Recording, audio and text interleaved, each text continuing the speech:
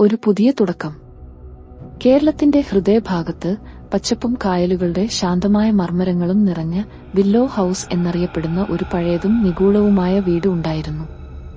അഞ്ജലിയും രാജേഷും അവരുടെ ജീവിതത്തിലെ ഒരു പുതിയ അധ്യായം ആരംഭിക്കാൻ തീരുമാനിച്ചത് ഇവിടെയാണ്.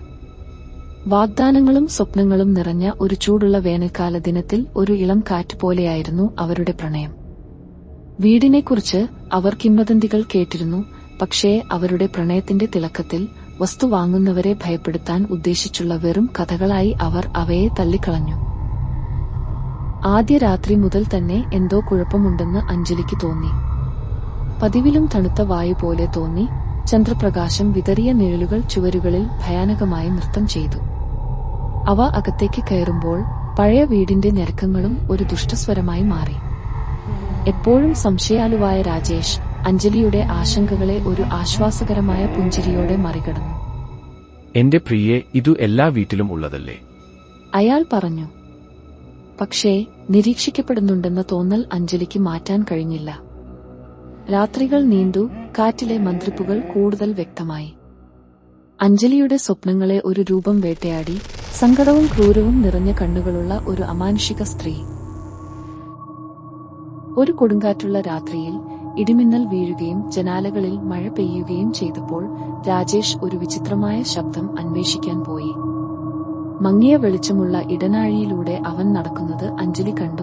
അവന്റെ നിഴൽ ഇരുട്ടിലേക്ക് അപ്രത്യക്ഷമായി. നിമിഷങ്ങൾക്കു ശേഷം രാത്രിയെ തുളച്ചുകയറിയ ഒരു തണുത്ത നിലവിളി ഇടനാഴികളിലൂടെ പ്രതിധ്വനിച്ചു. രാജേഷിനെ കണ്ടെത്താൻ അഞ്ജലി ഓടി.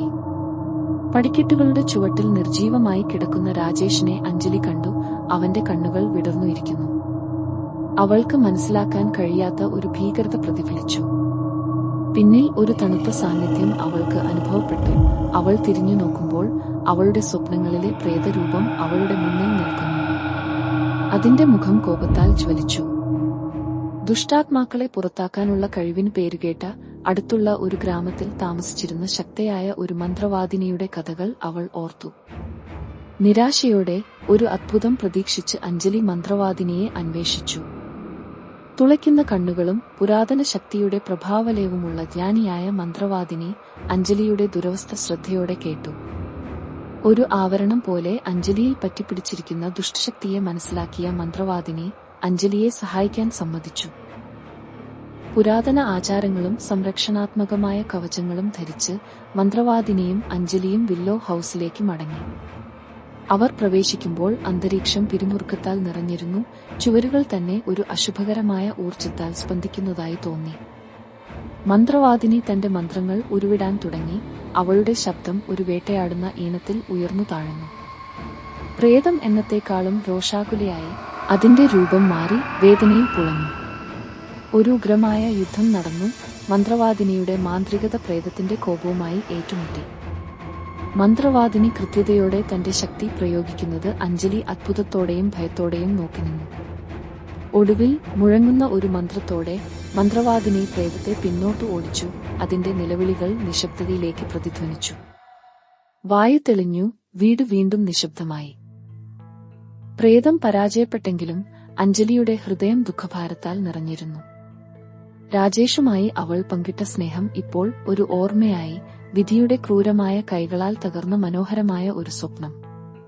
ജീവിതത്തിലെ ഏറ്റവും സന്തോഷകരവും ദാരുണവുമായ നിമിഷങ്ങൾ ഉൾക്കൊള്ളുന്ന വില്ലോ ഹൌസിൽ താമസിക്കാൻ കഴിയില്ലെന്ന് അവൾക്കറിയാമായിരുന്നു.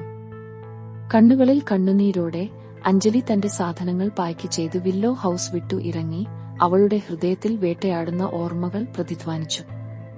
വില്ലോ ഹൌസിന്റെ നിഴലുകൾക്കപ്പുറം സമാധാനവും രോഗശാന്തിയും കണ്ടെത്താൻ ദൃഢനിശ്ചയത്തോടെ രാജേഷ് നൽകിയ സ്നേഹവും ശക്തിയും അവൾ കൂടെ കൊണ്ടുപോയി. അവൾ നടന്നുപോകുമ്പോൾ സൂര്യൻ മേഘങ്ങൾക്കിടയിലൂടെ ചിതറി. വീടിനു മുകളിൽ ഒരു ചൂടുള്ള പ്രകാശം പരത്തി. ഇരുട്ടിൽ പോലും വെളിച്ചത്തിന്റെ വാഗ്ദാനമുണ്ടെന്ന് ഒരു സൗമ്യമായ ഓർമ്മപ്പെടുത്തൽ.